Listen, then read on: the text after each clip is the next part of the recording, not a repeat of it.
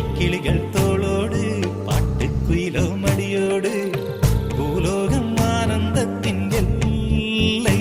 இந்த பூமிக்கு கண்ணீர் சொந்தம் இல்லை. சின்னஞ்சிறு